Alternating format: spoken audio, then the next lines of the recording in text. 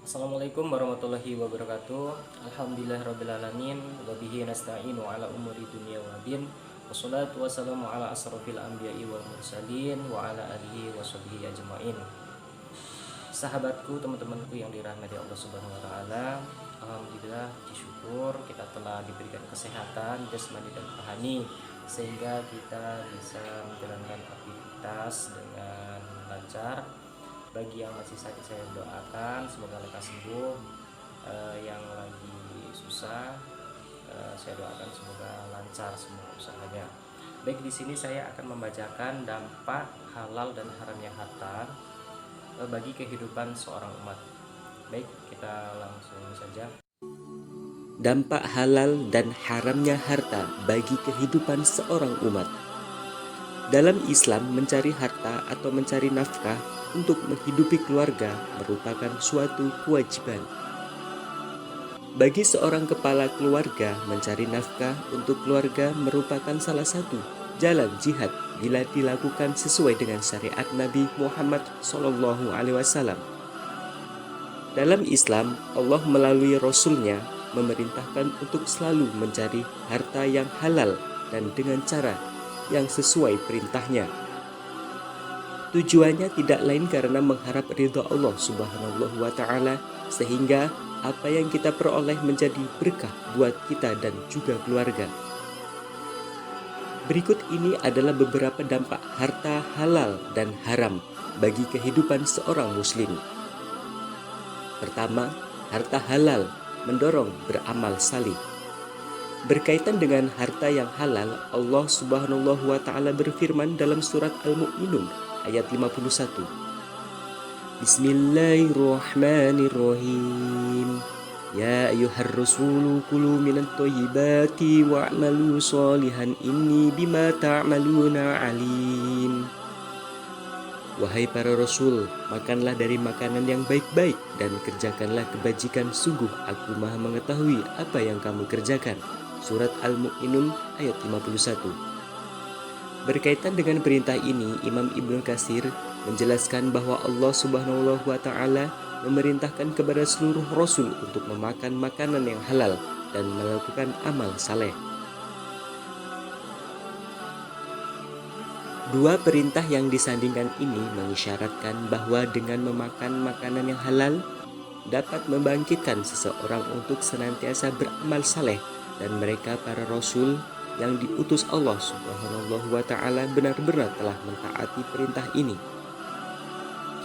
Imam Ibnu Hibban meriwayatkan hadis dari Ammar ibnu al-Ash bahwa Rasulullah SAW bersabda, "Wahai Ammar, sebaik-baik harta yang halal adalah harta yang berada pada orang soleh." Hadis Bukhari Ibnu Hibban. Orang yang saleh adalah orang yang memperhatikan halal haram dalam mencari rezeki, sehingga ia tidak akan memasukkan ke dalam perutnya kecuali makanan yang dipastikan akan kehalalannya. Kedua, harta halal sebab dikabulkannya doa. Doa adalah ibadah kepada Rabb yang Maha Suci. Berdoa kepada Allah Subhanahu wa taala sebagai bukti bentuk penghambaan seseorang kepada Allah Subhanahu wa taala. Karena Allah Subhanahu wa taala adalah zat yang maha suci, maka Dia tidak akan menerima doa hambanya yang tumbuh dari harta haram. Imam Muslim meriwayatkan hadis dari Abu Hurairah bahwa Rasulullah SAW bersabda, "Wahai manusia, sesungguhnya Allah itu baik. Dia tidak menerima kecuali yang baik-baik." Sesungguhnya Allah memerintahkan orang-orang yang beriman kepada apa yang telah diperintahkannya kepada para rasul dengan firman-Nya, "Wahai para rasul, makanlah dari makanan yang baik-baik dan kerjakanlah kebajikan." Surat Al-Mu'minun ayat 51.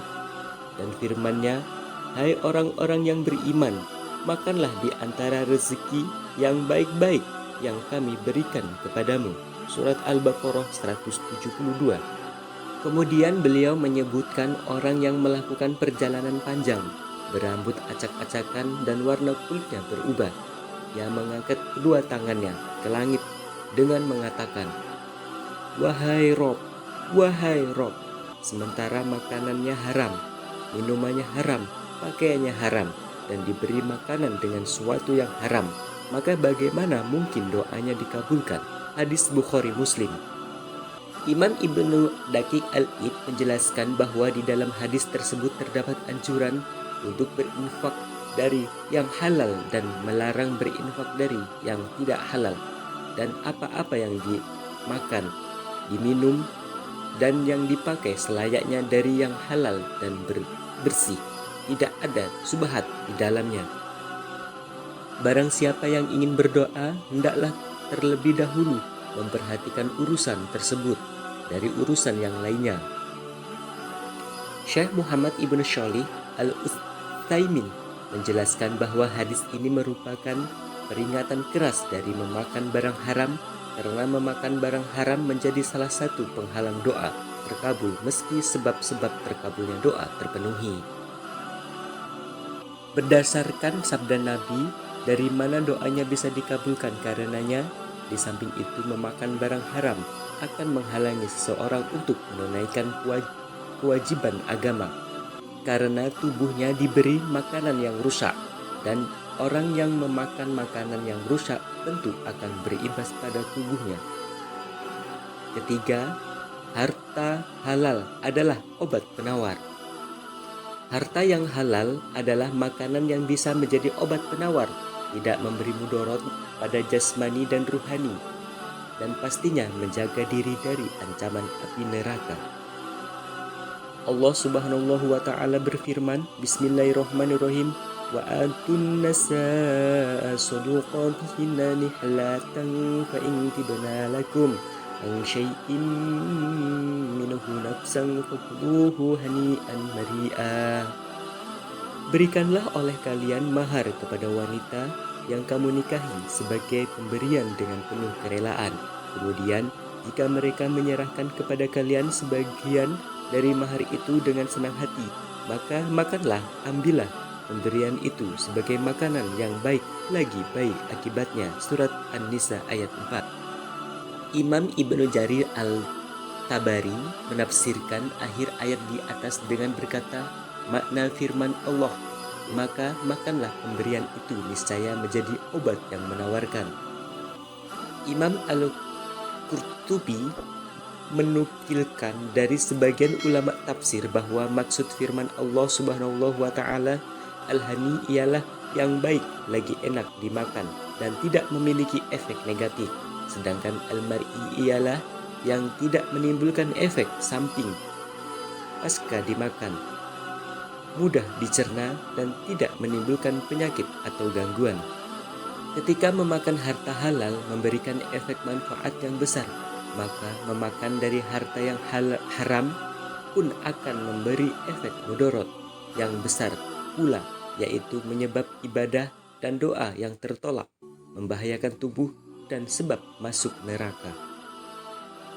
Imam Ahmad meriwayatkan hadis dari Jabir ibnu Abdullah bahwa Nabi SAW bersabda kepada Ka'ab ibnu Ujrah, tidak masuk surga daging yang tubuh dari harta yang haram, dengan neraka lebih pantas baginya. Hadis Bukhari Ibnu Ahmad. Hal tersebut disebabkan karena makanan itu menjadi bahan baku tubuh, sedangkan tubuh yang tumbuh dari makanan yang haram akan karena enggan untuk beribadah dan taat kepada Allah. Ia justru siap dalam melakukan maksiat kepadanya. Setiap gerak-gerik dan aktivitasnya cenderung kepada hal-hal yang diharamkan. Tubuh yang semacam inilah yang pantas masuk neraka. Karenanya, mengonsumsi barang haram tidak hanya menghalangi diterimanya doa dan ibadah, melainkan juga pelakunya pantas masuk neraka. Sesungguhnya, harta dan rezeki yang haram akan mendorong orang pada perilaku yang akan mencelakakan dirinya sendiri dan menyebabkan dirinya akan terjumus ke dalam siksa api neraka. Oleh karena itu, kalau kita ingin memiliki perilaku yang baik, maka salah satu yang perlu diperhatikan adalah mengupayakan makanan yang dikonsumsi betul-betul makanan yang halal, baik substansi atau bendanya maupun cara mendapatkannya. Demikianlah beberapa dampak positif dari harta halal dan Hal ini menunjukkan betapa pentingnya bagi seseorang untuk mencukupkan diri dengan harta halal. Kebalikan dari dampak positif tersebut merupakan dampak negatif dari harta haram. Dampak buruk harta haram lainnya adalah: pertama, harta haram termasuk makan harta dengan cara batil. Allah Subhanahu wa taala berfirman, "Janganlah kalian memakan sebagian harta yang lain di antara kalian dengan cara yang batil, dan janganlah kalian membawa urusan harta kepada hakim supaya kalian dapat memakan sebagian daripada harta benda orang lain itu dengan jalan berbuat dosa, padahal kalian mengetahui." Surat Al-Baqarah ayat 188. Bismillahirrahmanirrahim. Ya ayyuhalladzina amanu la ta'kulu amwalakum bainakum bil batili illa an takuna tijaratan 'anil tarabi minkum wa la taqtulul anfusakum innallaha kana bikum rahima. Wahai orang-orang yang beriman, janganlah kalian saling memakan harta sesama kalian dengan jalan yang batil, kecuali dengan cara perniagaan yang berlaku dengan suka sama suka di antara kalian, dan janganlah kalian membunuh diri kalian, sesungguhnya Allah adalah Maha Penyayang kepadamu. Surat An-Nisa ayat 29. Kedua, harta haram adalah perbuatan mendurhakai Allah.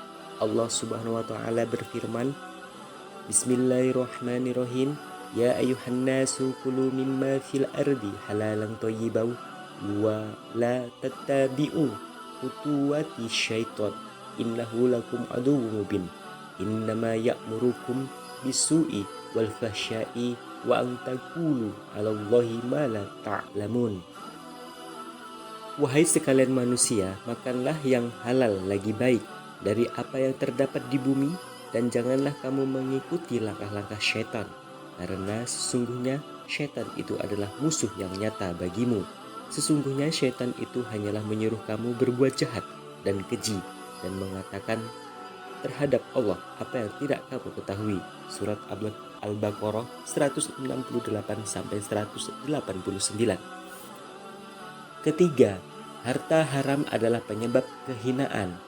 Imam Abu Dawud meriwayatkan hadis dari Ibnu Umar bahwa Rasulullah Shallallahu Alaihi Wasallam bersabda, jika kalian melakukan transaksi berjual beli ribawi mengikuti ekor sapi, tunduk dengan harta kekayaan, mengagungkan bercocok tanam, sibuk dengan pertanian dan meninggalkan jihad, maka Allah akan menguasakan kehinaan atas kalian.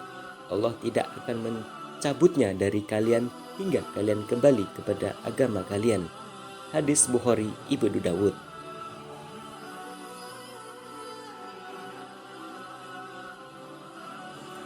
Demikianlah tadi yang sudah saya sampaikan mengenai dampak halal dan haramnya harta bagi kehidupan seorang umat.